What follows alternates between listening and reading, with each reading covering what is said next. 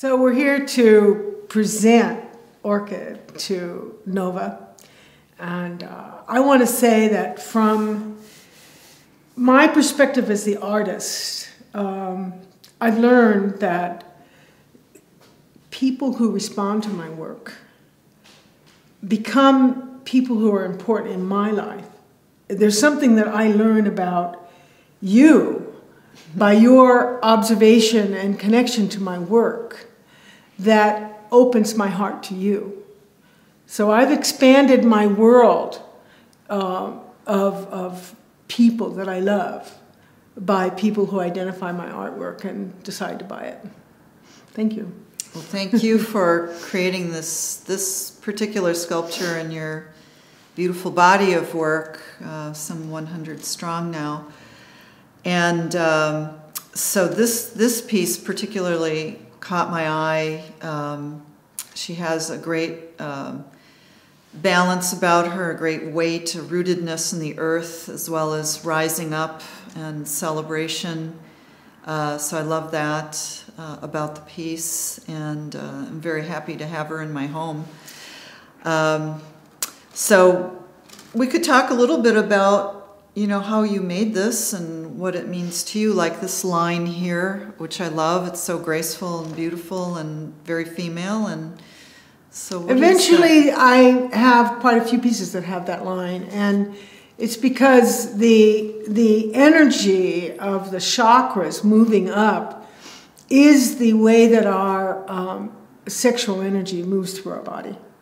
So these are a lot about, my sculpture is about the sacredness of women's sexuality. So I love to put the chakra line in, if it's appropriate. Yes, no, I think it's an absolutely beautiful part of the work. And then the other part I really love is the curve of the back and this giant butt. I love that giant, powerful butt because it's often, you know, women are often ashamed of parts of our bodies, and having a big butt in this culture, at least, is something that is not okay. And that's part of why she has the big butt. Yeah. Is because I want to address that issue, the issue of who we are as we know ourselves, and how do we identify the power of our own natures. Right. And in studying dance myself, what I've learned is that the butt is a big source of power and movement. So that also appealed to me in the sculpture, because I've been learning how important that part of our anatomy is just for keeping ourselves upright and moving gracefully. It stores energy. And it stores energy. And so it is one of the reasons why the lifespan of a woman is a little bit longer than a man. And then the other thing I really love about the sculpture is the graceful S curve of the back. And you said that that represents the snake. Yeah, and the snake has been maligned. But in historical terms, the snake was representative of this energy moving up the body, of the woman's capacity to experience a high level of her sexual energy. And another thing I've wondered about is, why do you call this sculpture Orchid? Because I love orchids. And because there's something flower-like about the way this extension of her wings, or you might call them arms or shoulder blades or something, there's something flower-like about that. But orchid conjures up this magical combination of forms and colors that an orchid actually is.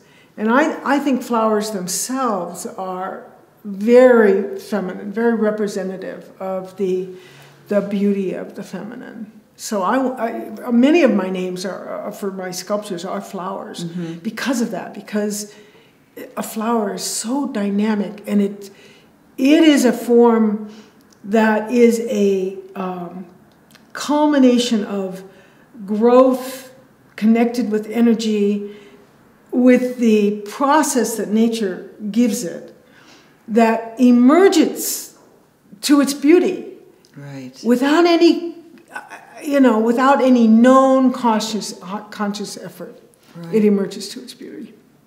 Well, the other thing about the name Orchid is that I thought was in line with your theme of sacred sexuality in your sculptures, is that the orchid is often associated with the female vulva and reproduction and the beauty of that. So I thought that was nice too. Yeah. That was a good name It's for this sculpture.